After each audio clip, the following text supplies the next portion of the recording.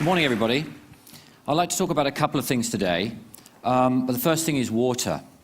Now, I see you've all been enjoying the water that's been provided for you here at the conference over the past couple of days, and I'm sure you'll feel that it's from a safe source. But what if it wasn't? What if it was from a source like this? Then statistics would actually say that half of you would now be suffering with diarrhea. I've talked a lot in the past about statistics and the provision of safe drinking water for all, but they just don't seem to get through. And I think I've worked out why. It's because using current thinking, the scale of the problem just seems too huge to contemplate solving. So we just switch off, us, governments, and aid agencies. Well, today, I'd like to show you that through thinking differently, the problem has been solved. And by the way, since I've been speaking, another 13,000 people around the world are suffering. I want to start today, here's my thing. Hold on, there we go, hey. I want to start today, talk about the structure of polypeptide. I get a lot of people asking me in terms of Lost, what the hell's that island? It's usually followed by, seriously, what the hell's that island? Why so many mysteries? What is it about mystery that I seem to be drawn to? And I was thinking about this, what to talk about at TED, when I talked to the kind rep from TED, and I said, listen, what should I talk about? He said, don't worry about it, just be profound. And I took enormous comfort in that, so thank you if you're here. I was trying to think, what do I talk about? It's a good question. Why do I do so much stuff that involves mystery? And I started trying to figure it out. And I started thinking about, well, why do I do any of what I do? And I started thinking about my grandfather. I loved my grandfather. Harry Kelvin was his name, my mother's father. He died in 1986. He was an amazing guy. And one of the reasons he was amazing, after World War II, he began an electronics company. He started selling surplus parts, kits to schools and stuff. So he had this incredible curiosity. As a kid, I saw him come over to me with radios and telephones and all sorts of things, and he'd open them up, he'd unscrew them. I write about food, I write about cooking, I take it quite seriously, but I'm here to talk about something that's become very important to me in the last year or two. It is about food, but it's not about cooking per se. I'm going to start with this picture of a beautiful cow. I'm not a vegetarian, this is the old Nixon line, right? But I still think that this may be this era's version of this. Now, that is only a little bit hyperbolic. And why do I say it?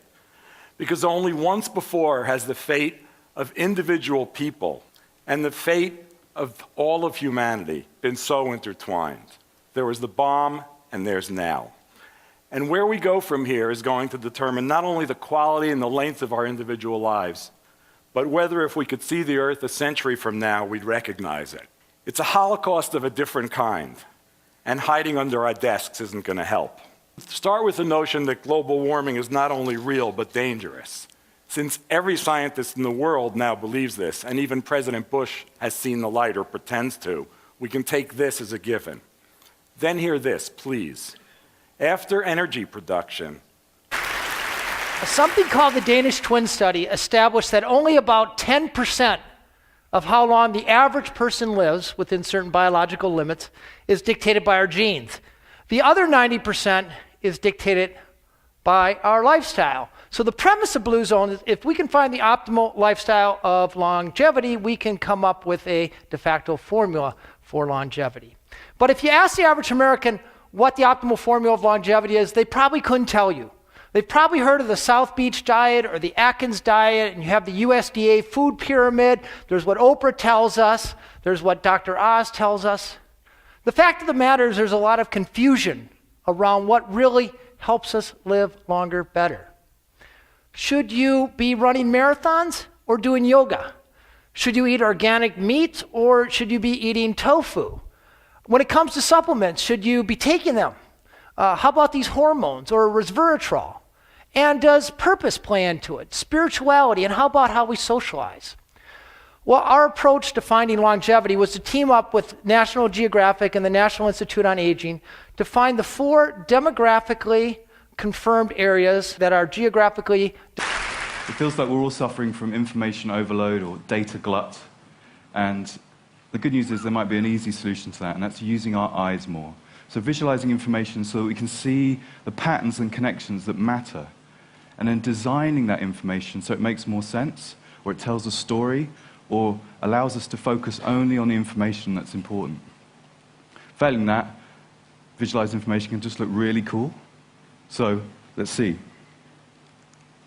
This is the billion-dollar-ogram, and this image arose out of frustration I had with the reporting of billion-dollar amounts in the press. That is, they're meaningless without context. 500 billion for this pipeline, 20 billion for this war. It doesn't make any sense. So the only way to understand it is visually and relatively. So I scraped a load of reported figures from various news outlets and then scaled the boxes according to those amounts. And the colors here represent the motivation behind the money. So purple is fighting, and red is giving money away, and green is profiteering. And what you can see straight away is you start to have a different relationship to the numbers. You can literally see them. But more importantly, you start to see patterns and connections between numbers that would otherwise be scattered. Yeah, it's a little thing about, it's a 4chan thing. It's kids on the internet, they have this group of kids and they like to say funny words like barrel roll or there's a video game move from Star Fox. Star Fox 20? Star Fox 64. Yeah, and they've been dogging me for a year. Gotta tell you, driving me nuts actually. Sometimes I wake up in the middle of the night and I scream, 4chan! When I was 15, I found this website called Futaba Channel, and it was a Japanese forum and image board. And that format of forum at that time was not well known outside of Japan. And so what I did is I took it, I translated it into English, and I stuck it up for my friends to use. And now, 6.5 years later, over 7 million people are using it, contributing over 700,000 posts per month, or per day rather. And we've gone from 1 board to 48 boards. This is what it looks like. So what's unique about the site is that it's anonymous and it has no memory. There's no archive. There are no barriers. There's no registration. These things that we're used to with forums don't exist on 4chan. And that's led to this.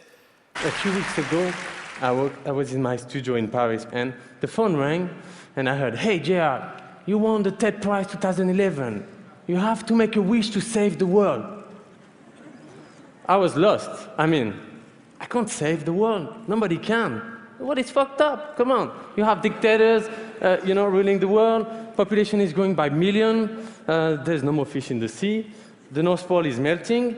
And as the last TED Prize winner said, we're all becoming fat. Except maybe French people. So, whatever. So, I called back, and I told her, "Look, Amy, tell the TED guys I just won't show up, I can't do anything to save the world." She said, "Hey, JR, your wish is not to save the world, but to change the world." "Oh, all right." That's cool. I mean, technology, politics, business do change the world. Not always in a good way, but they do. What about art? Could art change the world? I started when I was 15 years old, and at that time, I was not thinking about changing. I still remember the day in school when our teacher told us that the world population had become 3 billion people. And that was in 1960. And I'm going to talk now of how world population has changed from that year and into the future. But I will not use digital technology as I've done during my first 5 TED Talks. Instead, I have progressed, and I am today launching a brand new analog teaching technology that I picked up from IKEA. This box contains 1 billion people. And our teacher told us that the industrialized world, 1960, had 1 billion people. And the developing world, she said, they had 2 billion people. And they lived away then. There was a big gap between the 1 billion in the industrialized world and the 2 billion in the developing world. The industrialized world, people were healthy, educated, rich, and they had small families. And their aspiration was to buy a car. And in 1960, all Swedes were saving to try to buy a Volvo. I and my colleagues, Art Aaron and Lucy Brown and others, have put 37 people who are madly in love into a functional MRI brain scanner. 17 who are happily in love, 15 who had just been dumped, and we're just starting our third experiment, studying people who report that they're still in love after 10 to 25 years of marriage. So this is the short story of that research. In the jungles of Guatemala, in Tikal, stands a temple. It was built by the grandest Sun King of the grandest city-state, of the grandest civilization of the Americas, the Mayas. His name was Casacanchawi. He stood over 6 feet tall. He lived into his 80s, and he was buried beneath this monument in 720 AD. And Mayan inscriptions proclaim that he was deeply in love with his wife, so he built a temple in her honor facing his. And every spring and autumn, exactly at the equinox, the sun rises behind his temple and perfectly bathes her temple with his shadow. And as the sun sets behind her temple in the afternoon, I want to start with a game, okay? And to win this game, all you have to do is see the reality that's in front of you as it really is, all right? So we have 2 panels here of colored dots. And one of those dots is the same in the 2 panels, okay? And you have to tell me which one. Now I'll narrow it down to the gray one, the green one, and say the orange one. So by a show of hands, we'll start with the easiest one. Show of hands, how many people think it's the gray one? Really, okay? How many people think it's the green one? And how many people think it's the orange one? So pretty even split. So let's find out what the reality is. Here is the orange one. Right? Here's the green one. And here's the gray one. So for all of you who saw that, you're complete realists. All right? So this is pretty amazing, actually, isn't it? Because for me, they normally happen, these career crises, often actually on a Sunday evening, just as the sun is starting to set and the gap between my hopes for myself and the reality of my life start to diverge so painfully that I normally end up weeping into a pillow. I'm mentioning all this because I think this is not merely a personal problem. You may think I'm wrong in this, but I think that we live in an age when our lives are regularly punctuated by career crises, by moments when what we thought we knew about our lives, about our careers, comes into contact with a threatening sort of reality. It's perhaps easier now than ever before to make a good living. It's perhaps harder than ever before to stay calm, to be free of career anxiety. And I want to look now, if I may, at some of the reasons why we might be feeling anxiety about our careers, why we might be victims of these career crises as we're weeping softly into our pillows. One of the reasons why we might be suffering is that we are surrounded by snobs. Now, in a way, I've got some bad news, particularly for anybody who's come to Oxford from abroad. There's a real problem with snobbery because sometimes people from outside the UK imagine that snobbery is a distinctively UK phenomenon fixated on country houses and titles. The bad news is that's not true. Well, that's kind of an obvious statement up there. I started with that sentence about 12 years ago, and I started in the context of developing countries. But you're sitting here from every corner of the world, so if you think of a map of your country, I think you'll realize that for every country on earth, you could draw little circles to say these are places where good teachers won't go. On top of that, those are the places from where trouble comes. So we have an ironic problem.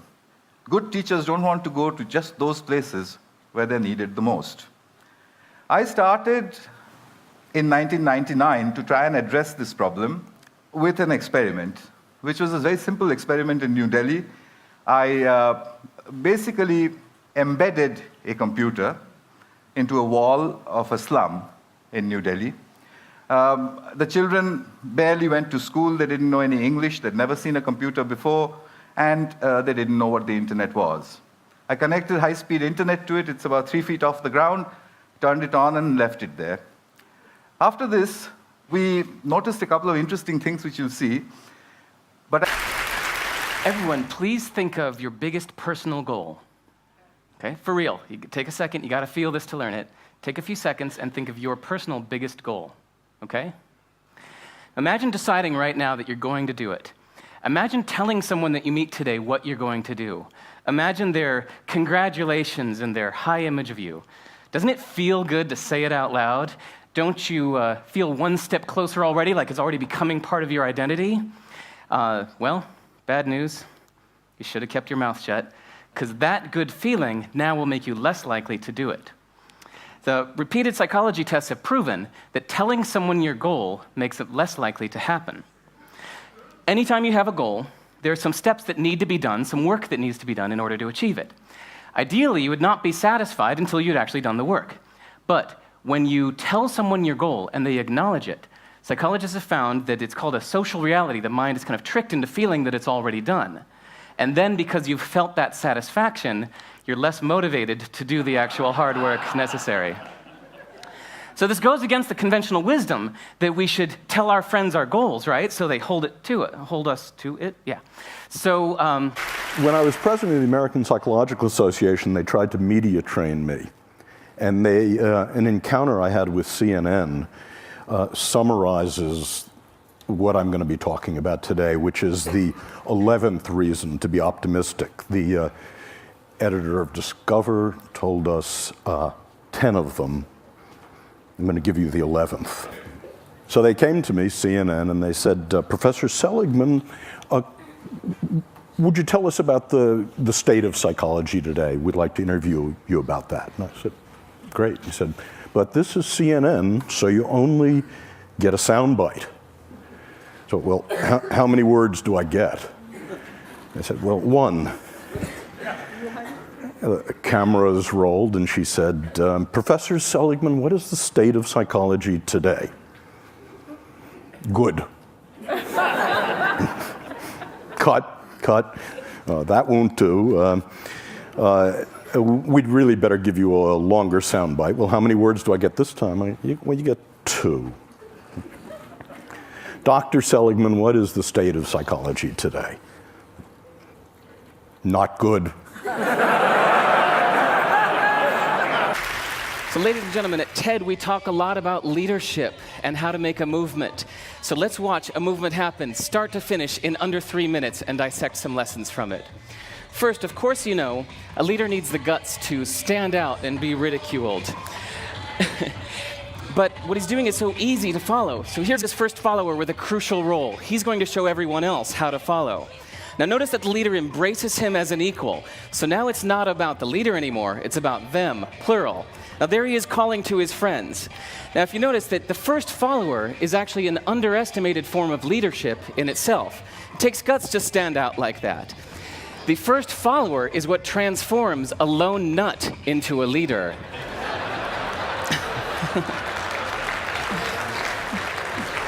And here comes a second follower. Now it's not a lone nut, it's not 2 nuts, 3 is a crowd, and a crowd is news. So a movement must be public. It's important to show not just the leader, but the followers, because you find that new followers emulate the followers, not the leader. Now here come 2 more people, and immediately after, 3 more people. Now we've got momentum. This is the tipping point. Now we've got a movement. I told you 3 things last year. I told you that the statistics of the world is not being made properly available. Because of that, we still have the old mindset of developing in industrialized countries, which is wrong. And that animated graphics can make a difference. Things are changing, and today, on United Nations Statistic Division homepage, it says by 1st of May, full access to the databases. And if I could share the image with you on the screen. So three things had happened, you know. UN opened their statistic databases, you know, and we have a new version of the software up working as a beta on the net.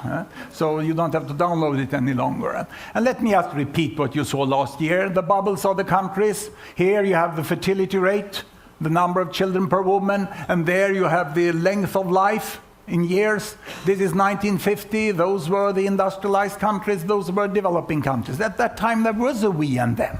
There was a huge difference in the world. But then it changed, and it went on quite well, and this is what happens. You can see how China is the red big bubble, the blue there.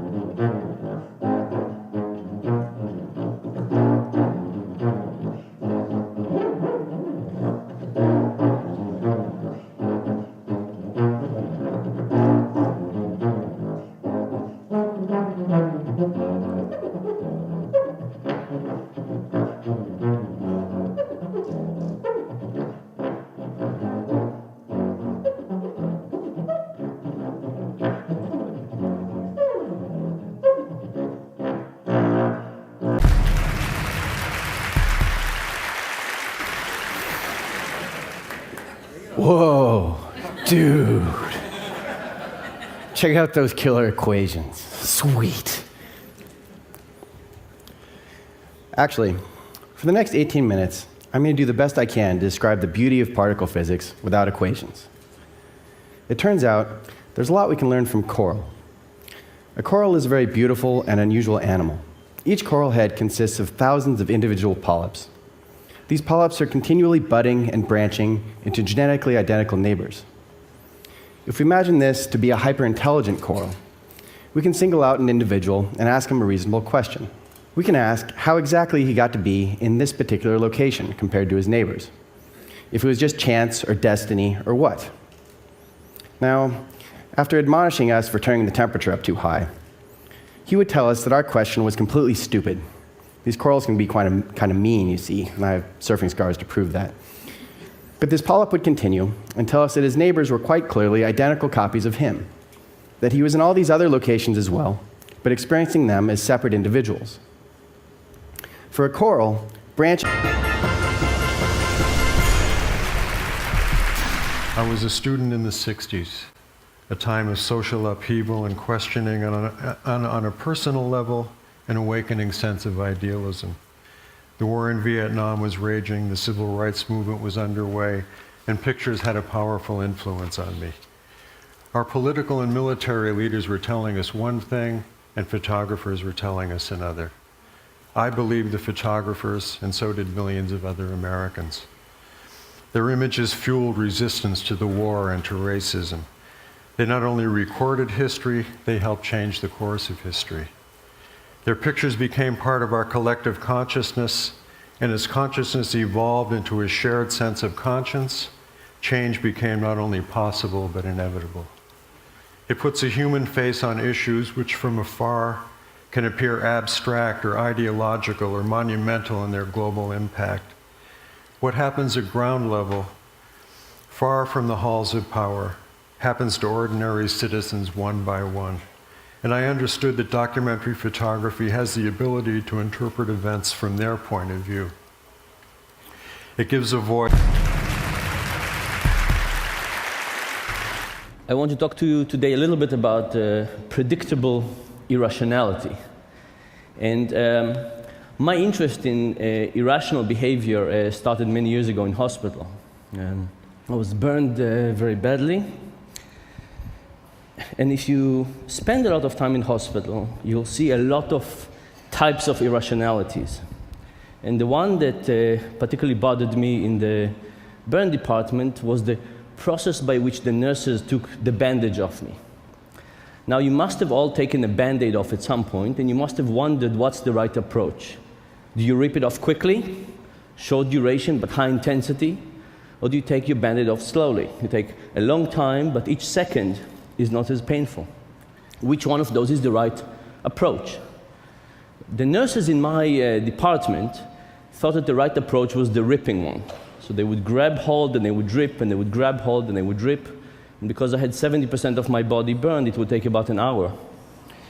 And as you can imagine, I hated that moment of ripping with incredible intensity. And I would try to reason with them and say, why don't we try something